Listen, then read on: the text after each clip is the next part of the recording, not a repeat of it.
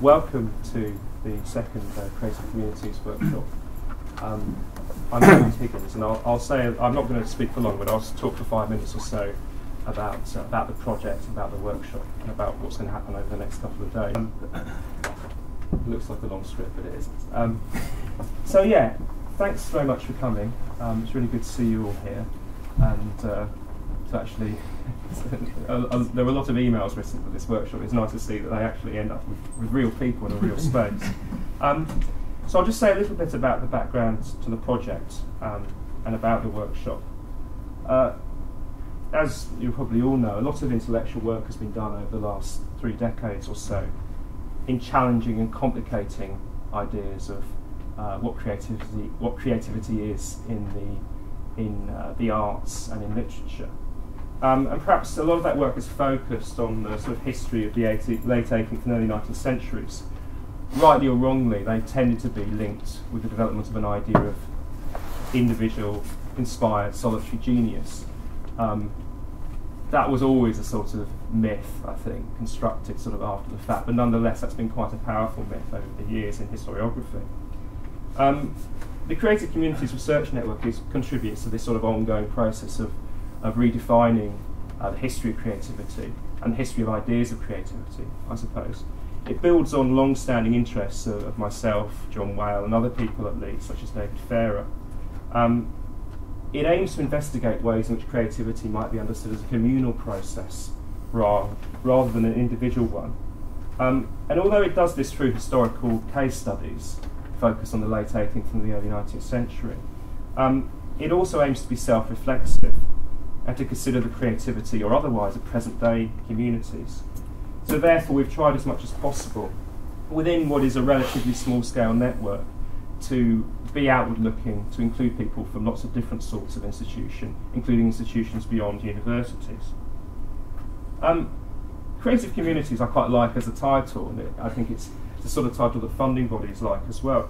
But they are both warm and rather fuzzy words, and I think it's worth treating them with some suspicion, with some rigour. There's no reason, for example, why we should assume that a communal version of creativity is somehow intellectually more rigorous or even ethically better than a more individualistic idea of creativity. We might also be interested in how communities could stifle or challenge creativity as well as support it. Given the nature of the topic and the fact that this is a network, we've tried as much as possible, both in the first workshop and in this one, to encourage discussion and collaboration. So this is a workshop and not a conference per se, and for that reason there's a relatively small number of people involved to help the discussion. And I think one of the good things that came out of the first workshop was having that time for questions and discussion and collaboration, which is quite unusual in conferences. Often in conferences the time for questions and discussion is very, very limited. I think people really appreciated that. On the programme there are a few sort of headline general questions that we might want to consider over the next 2 days. There are also some specific ones for Robert Morrison's seminar tomorrow. They aren't designed to preclude other productive lines of inquiry, but it would be worth, I think, trying to address those questions as we go. So I'm very much looking forward to hearing about and discussing the specific case studies of Metropolitan Institutions that we'll be looking at over the next 2 days. And I hope we'll also be able to do some work extrapolating from those specific examples to think about the larger conceptual questions and issues that might be relevant to other sorts of community as well, perhaps metropolitan and otherwise. And I hope also we'll have some opportunity, given that we all work in institutions that might be called creative, or perhaps not. I think it would be good to have some opportunity to reflect on those present-day institutions and our role within them. In terms of the aims of today and tomorrow, one of the things we really emphasised in the original application was that there is an inherent value and interest in having these sorts of discussions. As I hope you've been warned, we will be making them available online as audio podcasts. We're recording as we speak. If there's some horrible faux pas, probably made by me, there is an opportunity to edit. So if anybody wants to sort of email me and say, you know, there was this bit, it was terrible, then that can be dealt with. You do it anonymously. Does that apply to the question session as well? It does, yes. But as I say, there is a chance of some editing. We experimented with video podcasts in the first workshop, and the intellectual content was good, but it did look a bit like a school assembly. So we decided to go audio this time. I think you should say this group today is much more photogenic. Oh yes. I suppose one of the reasons to have a research network, of course, is to think about other projects. So there is a sort of space on Saturday to think about that. What might happen in the future? Are there particular areas of research, particular research questions that would be worth investigating further? That doesn't mean we all have to collaborate on them, but having some sense of future projects, I think, is valuable. And that's something we can talk about. We don't have to just talk about that at the end of Saturday. We can think about it and talk about it throughout the 2 days. I'll finish with some thank yous because I might well forget later on. First, thank you to all of you for coming and contributing. Thank you to the HRC for funding something that is primarily open and exploratory rather than instrumental in its approach. I think that's really important. I'm very grateful to Greg Dart and to Jane Darcy for hosting this at UCL, and I'll single out Jane in particular for all her hard work in organising rooms, catering and so on. Even for an event of this relatively small size, a huge amount of work goes on behind the scenes, and Jane has done a lot of it. I'm grateful to my co-investigator, John Whale, for his advice and support over the last, 6 or 7 years actually, but particularly for the duration of this project. And finally, Cassie for her excellent network organisation and for fielding my huge number of emails efficiently and good-humouredly. And I think this is going to be a really good event, and I'm looking forward to it very much. Thanks a lot.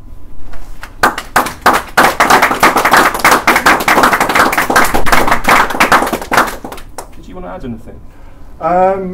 I thought that was brilliant, but I'd just say a few things to pick up on some of the points that David has already made. I mean, maybe offering just a very brief line of continuity between this workshop and the previous one, which, as you know, was on the subject of faith communities. And some of the discussions, some of the very fruitful discussions we had in, as David has said, in a very convivial and congenial manner, which one could only have with a group of this size, were to do with what he's already referred to, I think. I mean,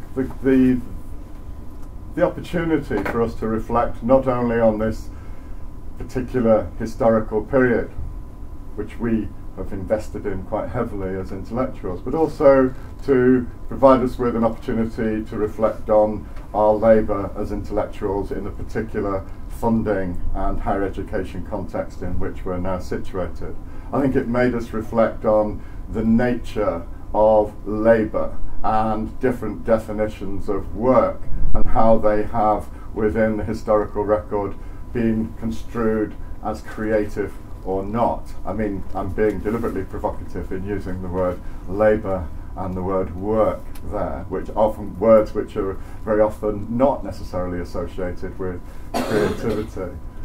So what came out was a rich mixture, a rich doubling of self-reflexivity, of us thinking about how we're situated today as a relatively small group, being funded by the HRC to talk about small groups or even larger groups within the period that we designate the Romantic period. And I think that itself was rich pause for thought, really, about the collaboration, the role of the lone researcher, what we actually think of and define as the products or the outputs, to use the jargon, of our research, whether that is a single authored article, whether it's an editorial team producing a new text of some kind, or whether what we're producing and going to produce across these 2 days is a research output which has some of those signs of how a community coming together can be intellectually creative. And one of the challenges, therefore, is how we capture that. We tried, as David said, with video last time. We're going for audio this time, but we've also got our own brains and our notes and our notebooks, our pens and pads to help us create a record of the thoughts and ruminations and reflections that we've had. And I think that brings me on to the next point I would talk about, which would be about technologies. I think inevitably one talks about the technologies that produce the record of a community in history, where those technologies allow us to gain access to something of the work and the activity of those communities, whether it's certain innovations in print culture or whether it's the East Coast Line getting me here on time just today, and indeed Jane's fantastic, I thought interestingly challenging set. I mean, just by virtue of the layout of the building, putting those posters up must have been a job in itself, it seems to me. So one is immediately made aware of how one is actually arriving at the prospect of engaging in a community in a material way today with pieces of paper. Anyway, I'll stop talking in a minute, but the other thing I think that came home very, very much to me was last time, which wasn't my particular field, which was communities of faith, or faith communities, as we might designate them. And I think that the opportunity that we have across these 2 days is maybe to take something from that territory, maybe reflect back, if we wish to, as well, about the nature of those faith communities and how they're constructed. And indeed, it might be useful for us to take an approach that pays attention, as I've just said, to technology, but maybe also to take an anthropological take on those things.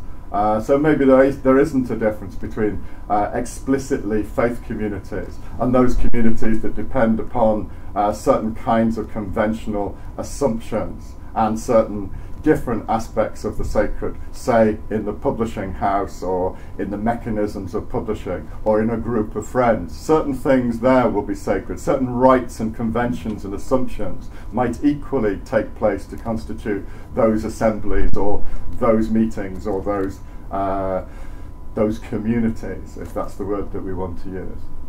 So I think I'd just encourage us to think in those anthropological terms about what acts constitute, sometimes silently, those gatherings of people. I mean, what is it between us, what tacit assumptions and conventions of being scholars in universities, or friendship groupings, or affiliations to different institutions, bring us together here today, as well as the funding of the AHRC. That's the kind of take that I think we might want to have in a very trenchant way in thinking about the historical activities and objects before us. And I'd just like to say thank you to David, Jane and Cassie, who've done a tremendous amount of work to enable this to happen.